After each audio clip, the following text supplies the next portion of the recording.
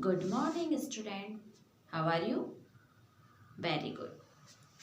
तो आज आपका वीडियो क्लास 5th के लिए पाठ 11 प्रभु तुम मेरे मन की जानो का हम आज अध्ययन करेंगे। हमारे पाठ का नाम है प्रभु तुम मेरे मन की जानो। इस कविता को सुभद्रा कुमारी चौहान द्वारा लिखा गया है। किसके द्वारा लिखा गया है?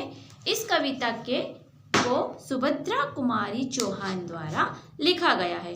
अब इस पाठ को शुरुआत करने से पहले हम इस पाठ में आए गए कठिन शब्दार्थ का हम थोड़ा अध्ययन कर लेते हैं, उन्हें समझ लेते हैं। तो हम शुरुआत करेंगे। पहला शब्द है अछूत। क्या है पहला शब्द? अछूत। अछूत का अर्थ होता है जिसे छुआ न जाए। क्या होता है अछूत का अर्थ? जिसे छुआ न जाए। असीम। असीम का अर्थ होता है जिसकी कोई सीमा नहीं हो। जैसे शब्द से ही पता चल रहा है, सीम के आगे अ लग गया है, मतलब सीम का अर्थ होता है सीमा। अ लग जाने की वजह से वो नकारात्मक हो गया है। तो असीम का अर्थ क्या हो गया? जिसकी कोई सीमा न हो। अमिट। यहाँ पर भी देखो अ लगा हुआ है मिट के आगे, तो शब्द से ही उसका अर्थ हमें पता चल रहा है। अमिट। अमिट का अर्थ होता है जिसे मिटाया न जाए। क्या न किया जाए? जिसे मिटाया न जाए।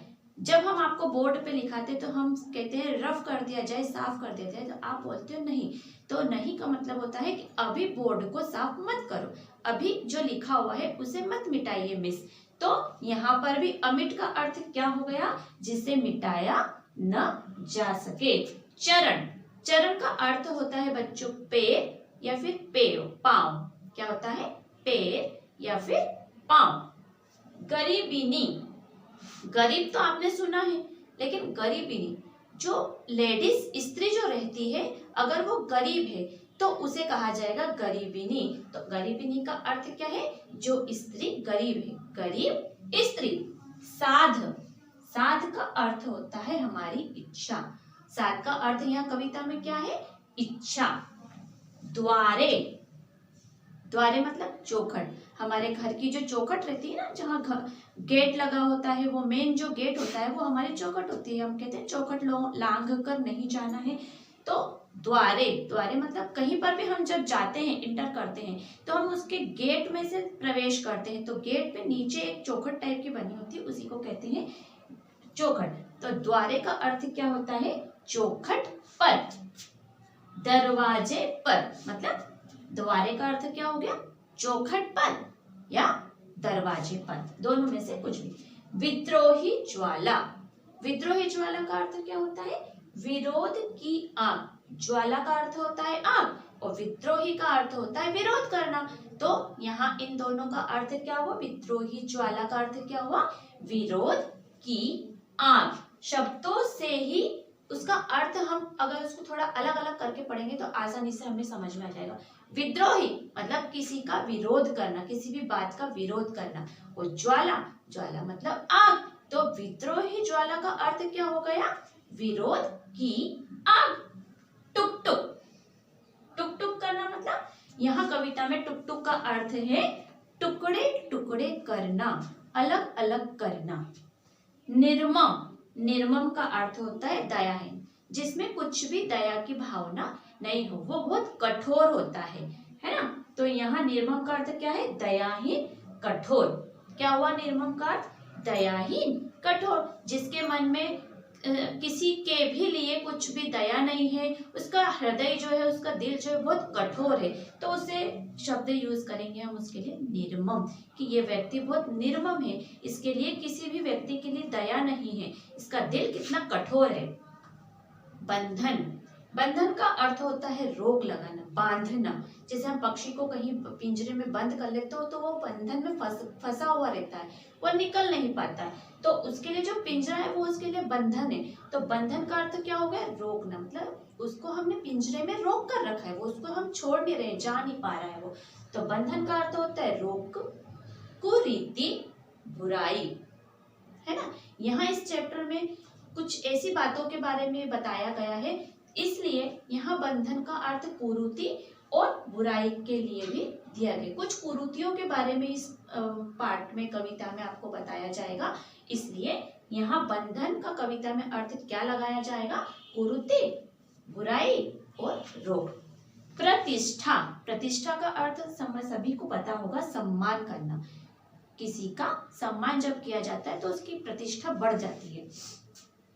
और इज्जत, प्रतिष्ठा का क्या अर्थ है? सम्मान और इज्जत करना। जब हम किसी का सम्मान करते हैं, किसी की इज्जत करती हैं, तो उसको कितना अच्छा फील होता है, तो वो अपने आप में प्रतिष्ठावान महसूस करता है कि मैं इतना ऐसा हूँ कि सब लोग मेरी इज्जत करते हैं, तो उसकी प्रतिष्ठा बढ़ रही है।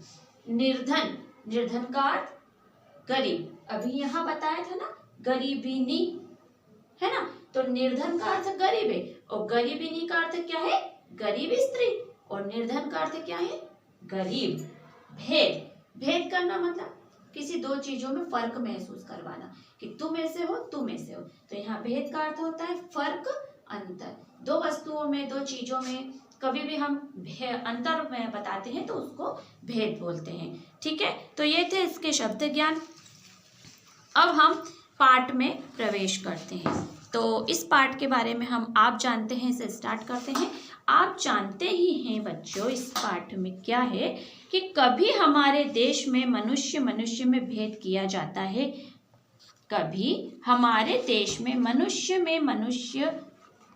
भेद किया जाता था।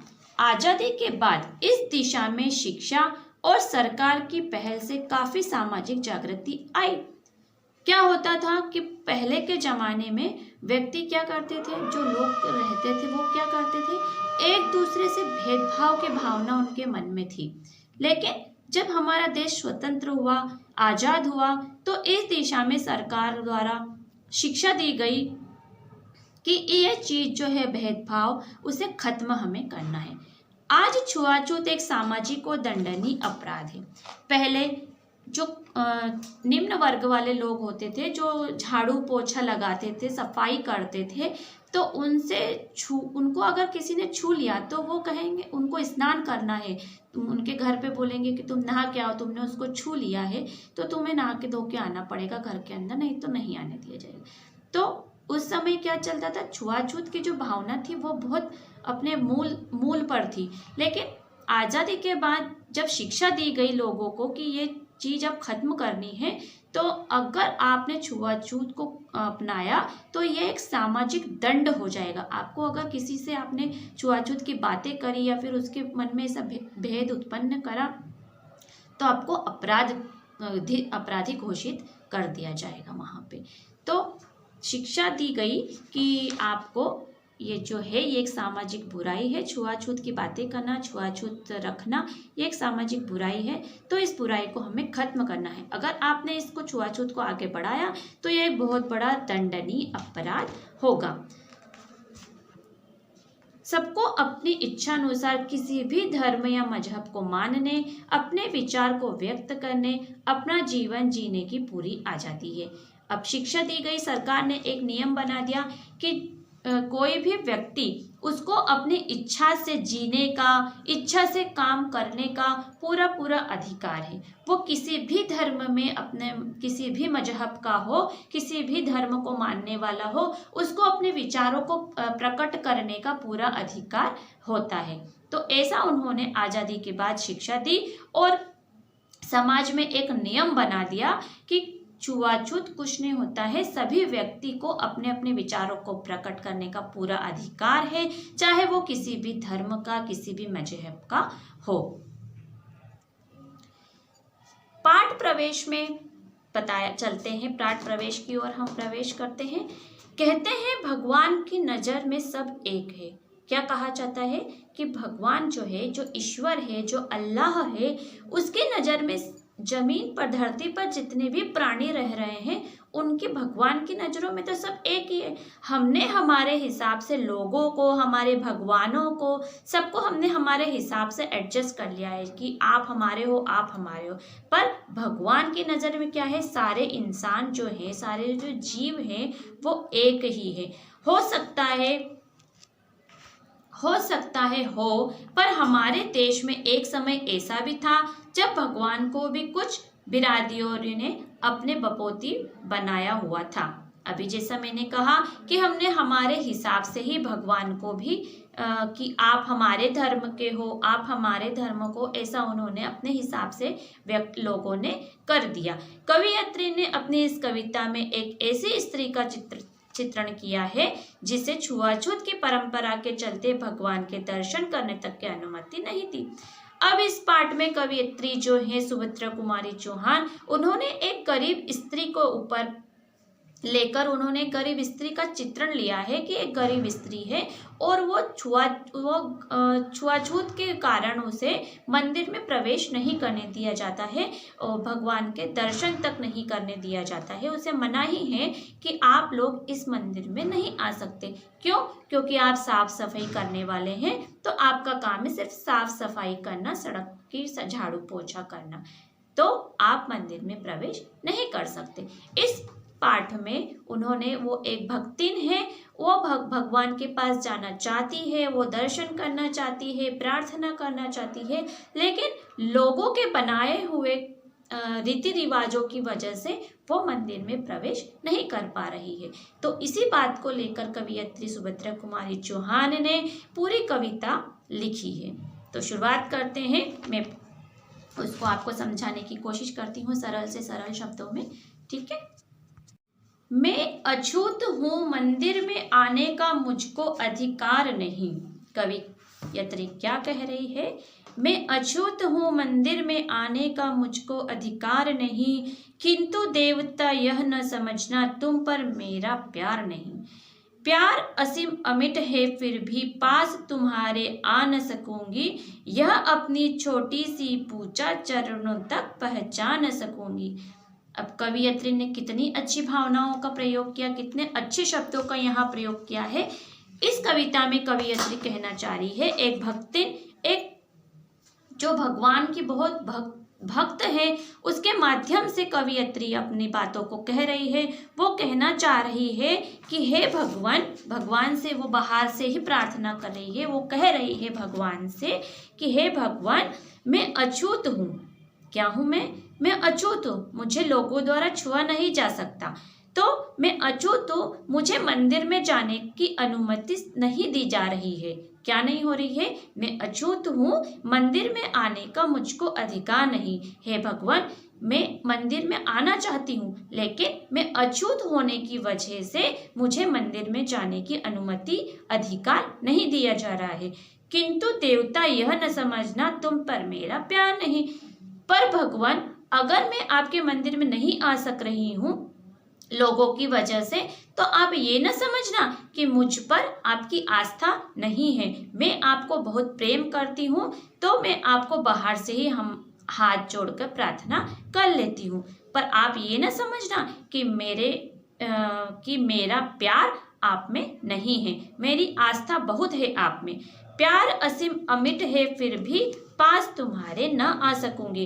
क्या कह रहे हैं कि मेरे दिल में आपके लिए बहुत प्रेम है। हे प्रभु, मेरे दिल में आपके लिए बहुत प्रेम है, लेकिन फिर भी मैं आपके पास नहीं आ पाऊंगी। यह अपनी छोटी सी पूजा चरणों तक पहुंचा न सकूंगी। और मैं अपनी जो पूजा पाठ कर रही हूँ, छोटी सी जो मैं प्रार्थना कर रही हूँ, तो वो मैं आपके चरणों तक, आपके पास आकर समर्पित नहीं कर पाऊंगी। क्यों नहीं कर पाऊंगी? क्योंकि लोगों ने मुझे अछूत बना रखा है, तो मुझे आपके मंदिर में प्रवेश करने का बिल्कुल भी अधिकार नहीं दिया जा रहा है। ठीक है। तो इन 4 लाइनों में कवयित्री अपनी भक्तिन जो स्त्री है, गरीब स्त्री, उसको, उसके माध्यम से उन्होंने ये बात कही है कि हे भगवान, मैं अछूत हूँ, लोगों ने मुझे मंदिर में जाने के लिए, प्रवेश करने का अधिकार मुझसे छीन लिया है, मैं वहाँ जा नहीं पा रही हूँ। लेकिन भगवान, आप ये न समझना कि मेरा प्रेम आपके प्रति खत्म हो गया है। मेरी बहुत आस्था है आप में, मैं आपको बहुत मानती हूँ, लेकिन मुझे लोगों ने रोक रखा है, इसलिए मैं आपके पास नहीं आ पा रही हूँ। मेरा जो प्यार है, मेरा जो प्रेम है, वो बहुत असीम है, बहुत है, मुझे आप में आस्था बहुत है, लेकिन फिर भी मैं आपके पास नहीं आ पा रही हूँ। इसका कुछ कारण है। फिर आप अपनी मेरी जो ये छोटी सी पूजा है मैं आपके चरणों तक नहीं पहुंचा पा रही हूँ, फिर भी आप मेरी जो प्रार्थना है वो स्वीकार करना। इन 4 लाइनों में यह कहा जा रहा है। नेक्स्ट 4 लाइन और पढ़ते हैं। इसीलिए इस अंधकार में मैं छिपती छिपाती आई हूँ, अब तेरे चरणों में खो जाऊं इतना व्याकुल मन लाई हूँ। इन लाइनों में कवयित्री क्या कह रही है? वो ईश्वर के प्रति अपनी भावनाओं को प्रकट करते हुए कह रही है। कौन? वह जो स्त्री है ना, गरीब, वो क्या कह रही है कि मेरा जो मन है वो आपके दर्शन के लिए बहुत व्याकुल हो रहा है। मेरा जो मन है वो आपके दर्शन के लिए बहुत व्याकुल हो रहा है। मैं चाहती हूँ तेरे चरणों में खो जाऊं, मैं मंदिर में आना चाहती हूँ, वहां बैठकर आपके दर्शन पाकर वहीं बैठकर आपकी भक्ति में रमना चाहती हूँ। आपके चरणों में खो जाना का अर्थ है आपके चरणों में, आपके ध्यान में मैं मग्न होना चाहती हूँ। मैं गरीबी ने किस तरह से पूजा का सामान जुटाती, बड़ी साध से तुझे पूजने मंदिर के द्वारे तक आती। अब क्या कह रही है वो? मैं कुछ क्षणों के लिए आपके चरणों में खो जाना चाहती हूँ, मैं बहुत गरीब हूँ। मैं गरीबिनी का अर्थ है मैं बहुत गरीब स्त्री हूँ, मैं बड़ी मुश्किल से आपकी पूजा के लिए सामान इकट्ठा कर पाती हूँ। अब गरीब व्यक्ति रहेगा तो उसे बहुत मुश्किलों से पैसे इकट्ठे होते हैं, और पैसे इकट्ठे करके वो पूजा पाठ करना चाहती है, तो वो बहुत मुश्किलों से अपने पैसे इकट्ठे करके पूजा का सामान जुटा रही है। उसने बहुत मुश्किलों से पैसे इकट्ठे करे, फिर पूजा का सामान एकत्रित करा, उसके बाद बड़ी साध से तुझे पूजने मंदिर के द्वारे तक आती। मैं पूरा सामान पूजा का इकट्ठा कर लेती हूँ, एकत्रित कर लेती हूँ, उसके बाद ही मैं मंदिर तक आती हूँ। क्या इच्छा लेकर? कि मुझे आपकी पूजा करनी है। अब इस 4 लाइनों में क्या कहा जा रहा है कि वो जो भक्तिन है वो अपनी भावनाओं को इस प्रकार प्रकट कर रही है कि उसका जो मन है वो बहुत व्याकुल हो रहा है भगवान के दर्शनों के लिए। वो अंधेरे में छुपते छुपाते कहीं कहीं छुप छुप कर वो आती है मंदिर के करीब। बड़ी मुश्किलों से उसके पास, वो बहुत गरीब है, बहुत मुश्किलों से उसके पास रुपए आते हैं, फिर भी वो ये नहीं सोचती कि कम रुपए हैं तो मैं खाने में लगा दूं। नहीं, वो इतनी भक्त है भगवान की कि वो कम पैसे अगर उसके पास है तो उसमें से थोड़ा बहुत सामान पूजा का वो ले रही है, और उसका बहुत मन है, वो छुपते छुपाते मंदिर की ओर आ रही है और भगवान के दर्शन करना चाहती है, भगवान से मिलना चाहती है। उसका बहुत मन है कि जो मैंने पूजा का सामान लिया है मैं भगवान के चरणों तक अर्पण कर दूं, लेकिन वो फिर भी नहीं कर पा रही है। क्यों? क्योंकि लोगों ने उसे वहां जाने का अधिकार छीन लिया है, वो वहां जाने ही नहीं देते हैं उसे, इसलिए वो भगवान से बाहर से ही प्रार्थना करती है। आगे देखिए, कह देता है किंतु पुजारी यह तेरा भगवान नहीं, दूर कहीं मंदिर अछूत का और दूर भगवान कहीं। यहाँ देखो क्या बोल रहे हैं। भक्तिन कहती है कि मन में भगवान की पूजा की इच्छा के लिए वो मंदिर पहुंच रही है। क्या कह रही है कि मेरे मन में भगवान की पूजा करने की बहुत इच्छा है, मैं मंदिर तक पहुंच भी जाती हूँ, लेकिन वहां का जो पुजारी है, वहां के जो पंडित है, वो क्या कह रहे हैं? कह देता है किंतु पुजारी यह तेरा भगवान नहीं। पुजारी उसको कह रहे हैं कि यहाँ तुम्हारे कोई भगवान नहीं रहते, चलो निकलो यहाँ से, बाहर जाओ। उसको ऐसा उसको डांट रहे हैं, उसका अपमान कर रहे हैं। पुजारी जो वहाँ के पंडित हैं वो भगवान के दर्शन करने के लिए उसे मना कर रहे हैं कि यहाँ तुम्हारे कोई भगवान नहीं रहते, दूर कहीं मंदिर अछूत का और दूर भगवान कहीं।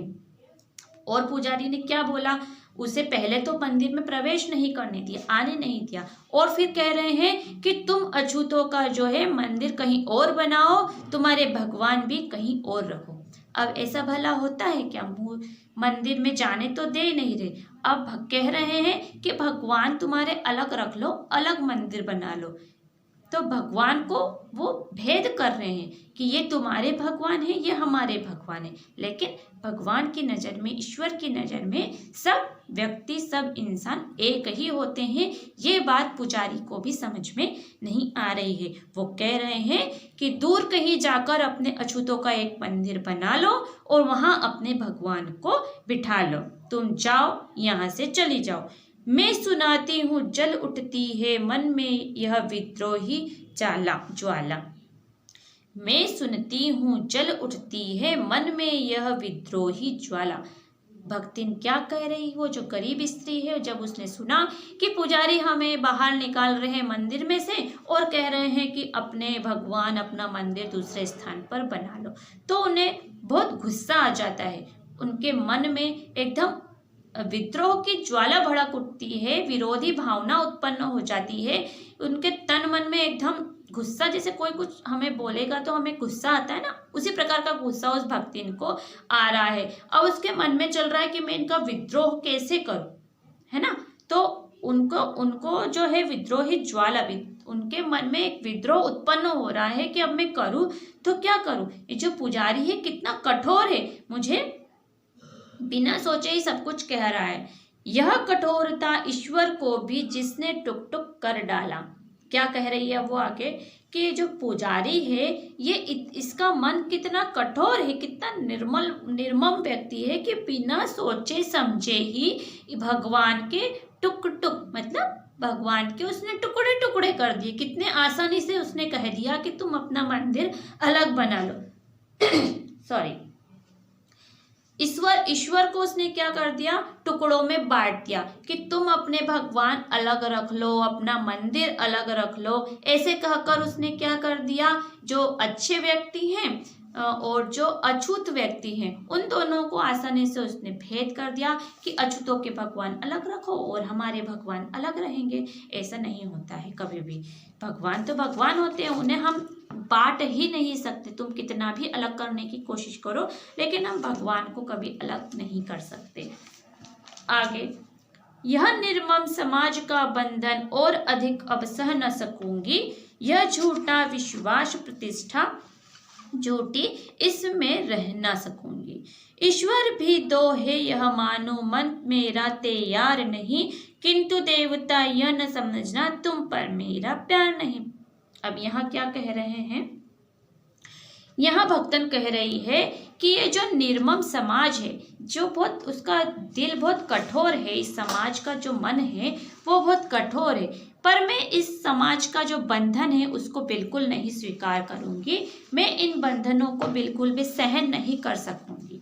क्या कह रही है, जो भक्तिन है, वो जो गरीब स्त्री है, वो रो रही है और रोते रोते वो उसका मन बहुत उदास हो गया। वो कह रही है कि जो निर्मम समाज है, जो कठोर समाज है, इसका जो बंधन है, मैं इसको बंधन को ज्यादा सहन नहीं कर सकूंगी। यह झूठा विश्वास प्रतिष्ठा झूठी, इसमें अब मैं रह न सकूंगी। ये जो प्रतिष्ठा है, ये जो झूठे विश्वास है, इनके बीच में अब मैं बिल्कुल रहना नहीं चाहती हूँ। ईश्वर भी दो है यह मानूं, मन मेरा तैयार नहीं। अब पंडित ने जब उसे कहा था कि ईश्वर दो कर लो, भगवान तुम्हारे अलग कर लो, हमारे अलग कर लो, तो ये बात उसे कुछ समझ में नहीं आ रही। वो ये मानने को तैयार ही नहीं है कि भगवान दो है। मैं कैसे ये स्वीकार कर लूँ, मैं कैसे ये मान लूँ, इसके लिए मैं कैसे तैयार हो जाऊं कि भगवान दो हैं। किंतु देवता यह न समझना तुम पर मेरा प्यार नहीं। लेकिन फिर भी हे प्रभु, हे देव, हे ईश्वर, तुम कभी ये मत समझना कि मेरा जो मन है, मेरी जो आस्था है, मेरा जो आपके प्रति प्रेम है, प्यार है, ये कम हो रहा है। आप ये कभी भी मत समझना। लास्ट 2 लाइन और बची है। तुम कह दो तुमको उनकी इन बातों पर विश्वास नहीं, छूत अछूत धनी निर्धन का भेद तुम्हारे पास नहीं। अब वो डायरेक्ट भगवान से कह रही है कि हे भगवान, आप आओ और आप का खुद कह दो कि आपको जो पुजारी ने मुझसे कहा है, जो लोगों ने फैला रखा है कि अछूत और छूत ये सब जो बातें फैला रखी है, आप उन्हें आके खुद बोलो कि इन बातों में विश्वास नहीं करता हूँ मैं। मेरे सामने कोई छूत नहीं है, कोई अछूत नहीं है, कोई गरीब नहीं है, कोई निर्धन नहीं है। इस चीज का जो भेद है ये भगवान आपके पास नहीं है। ये आप आइए और इन लोगों को समझाइए। लेकिन प्रभु कभी ये न मानना कि मेरी जो आस्था है, मेरा जो प्रेम है, मेरा जो आपके प्रति पूजा का समर्पण की भावना है, ये मैं कभी भी आपसे कम नहीं होने दूंगी। ये आपका चैप्टर यहाँ समाप्त होता है। Thank you.